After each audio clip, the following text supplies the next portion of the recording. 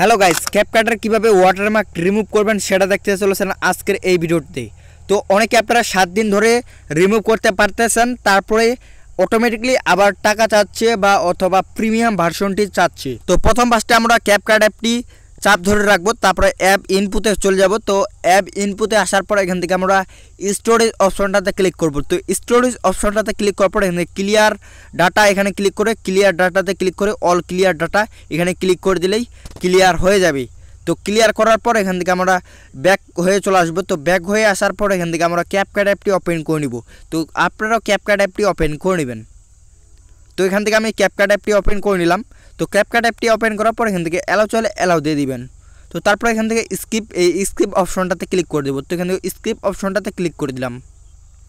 তো স্কিপ অপশনটাতে ক্লিক করার পর তারপরে এডিটে ক্লিক করব। তো তারপরে এডিটে ক্লিক করার পর তারপরে এখান থেকে নিউ প্রজেক্ট অপশনটাতে ক্লিক করে দেবো। তো তারপরে এখানে অ্যালাউ চাইলে অ্যালাউ দিয়ে দেবো। তো এখানে ফটো একটি সিলেক্ট করে দিচ্ছি আপনাদেরকে দেখানোর জন্য। তো এখানে আমি একটি ফটো নিয়ে নিচ্ছি। তো আপনারা একটি ফটো নিয়ে নেবেন। তো ফটোটি নেওয়ার পর এখান থেকে অ্যাড অপশনটাতে ক্লিক করব। তো অ্যাড অপশনটাতে ক্লিক করার পর এরকম একটি ইন্টারফেস শো করবে। তো লোগোটি শো করার পর এখান থেকে ব্যাক করব। তো ব্যাক করার পর এখান থেকে উপরে সেটিংস অপশনটাতে ক্লিক করব। তো তারপরে এটা অপশনটি অফ করে দিব। তো অপশনটি অফ করে দেওয়ার পর তারপর এখান থেকে ব্যাক হয়ে চলে আসবো। তারপর এখান থেকে আবার এখান থেকে নিউ প্রজেক্ট অপশনটাতে ক্লিক করব। তো তারপরে এখান থেকে ফটোটি সিলেক্ট করব। তারপরে নিচ থেকে অ্যাড অপশনটাতে ক্লিক করব। তো দেখতে পাচ্ছেন ওয়াটারমার্কটা ডিলিট হয়ে গেছে। তো তারপরে এই ওয়াটারমার্কটা রিমুভ করার জন্য এখান থেকে পেন্সিল আইকনটাতে ক্লিক করব। তারপরে এখান থেকে আমরা এই অপশনটাতে ক্লিক করে দিব। তো আপনারা এই অপশনটাতে ক্লিক করে দিবেন।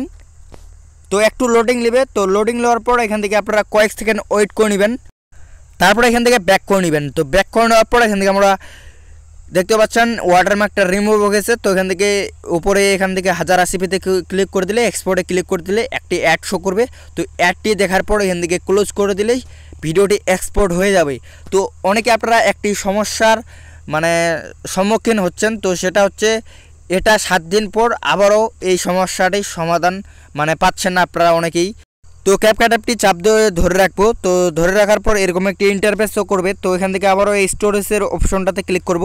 তো তারপরে এখানে ক্লিয়ার ডাটা অল ক্লিয়ার ডাটাতে ক্লিক করে দিলেই ক্লিয়ার হয়ে যাবে। তো অথবা ডিলিট অপশনটাতে ক্লিক করে দিলেই ডিলিট হয়ে যাবে। তো ডিলিট করার পর এখান থেকে আবারও এখান থেকে ক্যাপকাট অ্যাপটি ওপেন করবেন। ওপেন করে সেম এরকম কাজ করবেন। অবশ্যই আপনাদের ক্যাপকাটের ওয়াটারমার্কটা রিমুভ হয়ে যাবে।